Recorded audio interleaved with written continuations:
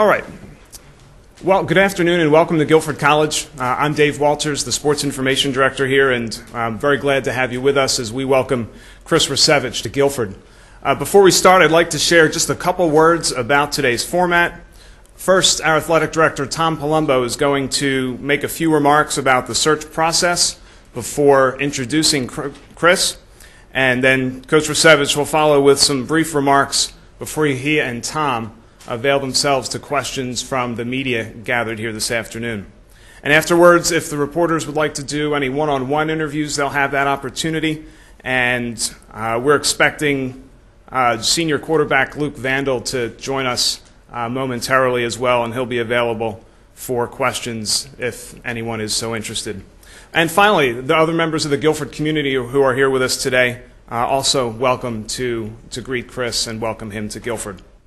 Before Tom comes forward, I'd like to thank Nancy and Elizabeth and James from the conferences and event staff for their help today, as well as Sports Marketing Coordinator Brian Jones, who set up the internet webcast of today's events. So again, thanks for your attendance, and here's Athletic Director Tom Palumbo.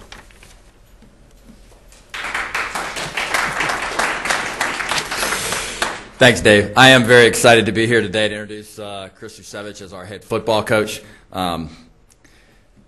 This was a difficult process. Our search committee, I think, did a great job. We had over 200 applicants for the position, and Chris quickly distinguished himself as a guy who was very enthusiastic, very energetic, really wanted to take this on as a challenge, and could see, even the short time he was here, the potential of what Guilford College football could be. In terms of much more than just winning football games. I should mention that. Chris is very detail-oriented. He's very organized. He is going to do a tremendous job here as our head football coach. I would like to thank the committee, Randy Doss, Aaron Fetro, Brian Wanger, Brian Brenley, David Heggie, Danielle Duffy, and Rachel Travis were the members of the search committee. And they did a phenomenal job. It was a time-consuming process, which we took very seriously. We did a really good job, and we've got a very, very good person to come in and be the head football coach at Guilford College. So you didn't come here to listen to me. I'd like to introduce you to Chris Rusiewicz, head football coach, Guilford College.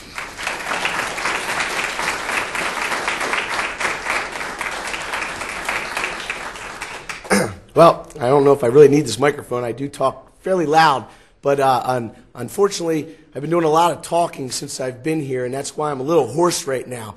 A lot of people think I have a cold, but before I get started, I just wanted to obviously thank a few people myself, and obviously Tom Palumbo for giving me this opportunity, Vice President Randy Doss. I know he's putting a lot of time into me and conversations with me, and I appreciate that. And President Shabatar, I'm not sure if he's here right now or not, but obviously without him, and this would never be possible. And then the search committee as well. And again, I don't know all their names, so I'm not going to continue to go into that.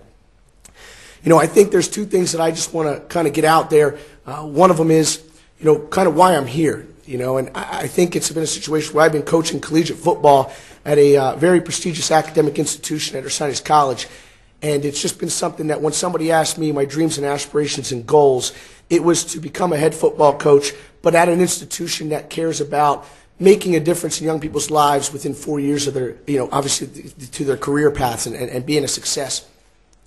So when I got to the point where it was time to start considering becoming a head coach, and talking to other places and having some opportunities, some offers and decisions to make over the last 3 years of my career, it was a matter of trying to find the right fit.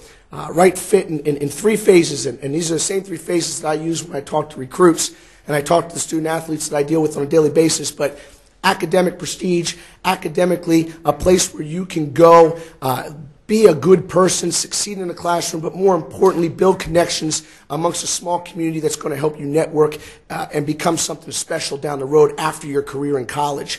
That's the first and most important thing, and I found that here at Guilford as a special place that reminded me from where I come from. The second thing is a location. Not only a place where I can move and move my family and feel special and feel warmth, but just the community feeling here and the warmth that I got when I came down and interviewed, and just being here 3 days, and every time I leave my office, my assistant coaches wonder when I say I'm going to the restroom why it takes me a half hour, 45 minutes to come back. It's because I run into 3, 4, 5 different people. Some of them, not even quite sure what their responsibilities on campus are, but they're just so generous and treat me so well. And I know my family's looking forward to moving down here. My wife and 2 little girls I have, and I actually have a son on the way. And I'm looking forward to getting them all down here, hopefully the next 30 days, and having them a chance to meet, obviously, all of you that are here supporting me today, but everybody else out in the community as well. And then the final thing is, obviously, what am I? I'm a football coach. And a football coach is somebody that not only teaches the game, but also is a good mentor and a leader. And I plan on doing that here, not just on the field, but off the field. But I look at the facilities, and you look at the support from the administration and the people here, and the resources they give you to do well here, and the sports that are winning here already. And I just think that when football has those type of things, it's going to go a long way. And I'm looking forward to continuing to build off of that and making something special here. Where do I see this program kind of going? A lot of people always ask me, why would you go to a program that has been struggling or hasn't won many games or this or that?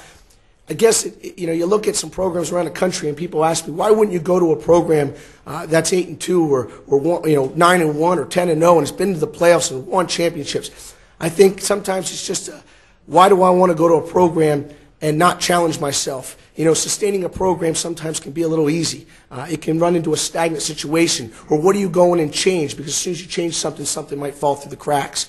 I look at a challenge, and I've always been that way, of finding the next challenge in my life. And that's taking a step to go to a program where all it needs is a little love and a little leadership, and maybe something can happen. I've had the opportunity to watch Guilford football play. I think that the pieces are here in terms of personnel. I said already the facilities are here to do the great thing. I think recruiting people to come here and get a great education, it's going to happen. And again, when I come in here, it's not a matter of rebuilding. I know a lot of seniors, upperclassmen, the first thing they think is new coach, rebuilding. He's going to forget about us, get the younger guys out there, do something. It's not about that. It's about refocusing, something that needs to be done, because you got to count on seniors. And there may not be many in the program right now, but the point is you need them. You can't do it by yourself when you're dealing with 90 young men. And it's something I'm really looking forward to doing, and taking that next step of leading them on and off the field through academics, through community service, and things that I've prided myself on doing where I come from. At this time, if any of the media on hand have any questions, feel free to put them to Chris or to Tom. And if you haven't already done so, the members of the media are invited to pick up a copy of the press release too, which will be sent out afterwards. I see Luke Vandal has made it in. Raise your hand, Luke, in case someone has a question for you afterwards as well.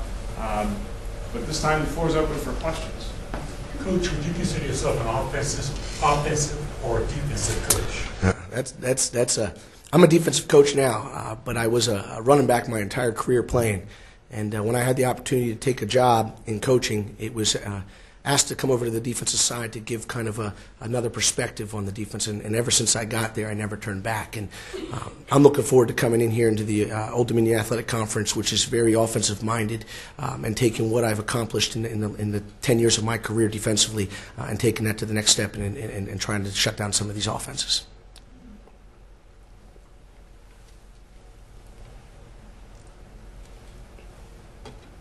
What was your prior knowledge of Guilford College? How did you find out about this college? Did you know anything about Guilford previously? Said you'd seen any Guilford on film somewhere, maybe seen a Guilford game. How did you find out about Guilford? Well, I'm very familiar with the Old Dominion Athletic Conference, as I stated. Our conference, we play a lot of crossover games with them. I've had experience of playing against Catholic University, and a lot of our conference played some Washington and Lee and different things. So I had a good fit. But the biggest connection I had is one of our assistants at Ursinus was actually a former coach here.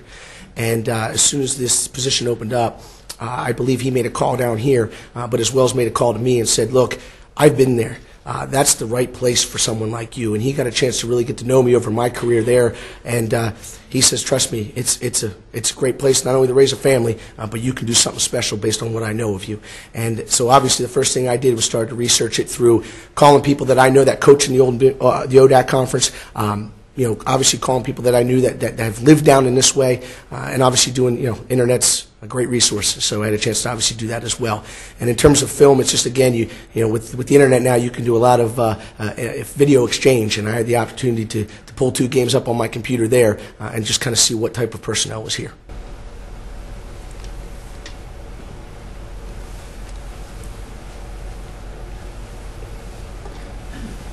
How long before you sit down with the players, the ones who were here from before, you sit down, start doing the one-on-one, and this is what you're going to be expected to do on my new leadership, and you find out you know a little bit about what they've done before. How long before you do the one-on-one conversations, start with all the players now? That's going to be happening within the next, probably today's Wednesday. That will be happening next Thursday. The plan is now is to have a team meeting on Wednesday night. I'll be getting back in town Wednesday afternoon around 12 o'clock, and then we'll be meeting with them as an entire unit or team. And then at that point, they'll be signing up for individual meetings, starting with me all day Thursday, all day Friday. Martin Luther King Day is obviously Monday, so they don't have classes, and we're going to be bringing our first list of recruits on campus that day. And then Tuesday and Wednesday, I will continue into those individual meetings with them to have a chance to not only get to know them, but then to have a chance to ask me any questions that they have as well. You've got a coaching staff plan already? What about the coaching staff? The coaches here before, anybody going to be retained? And you've got in mind some coaches you want to bring in to work on the new system? The coaches that were here in the past are currently here right now. I had a chance to meet with them as an entire staff when I first got here on Monday morning at 9 a.m. I also had the chance to meet with them for about an hour and a half, 2 hours each individually to get a general idea of not only what I'm about, but to know what they're about. And that's obviously going through a process right now of trying to decide not only what I want, but what they want as well, and whether or not they're going to buy into my philosophies and my beliefs that I'm putting forth right now. I did bring one gentleman down with me from Ursinus College. He was my right-hand man for 3 years and has done a great job. And he actually started with me on Tuesday. He arrived on Tuesday as well, and he's now in the office as well, getting things done and getting things accomplished to get this program going in the right direction.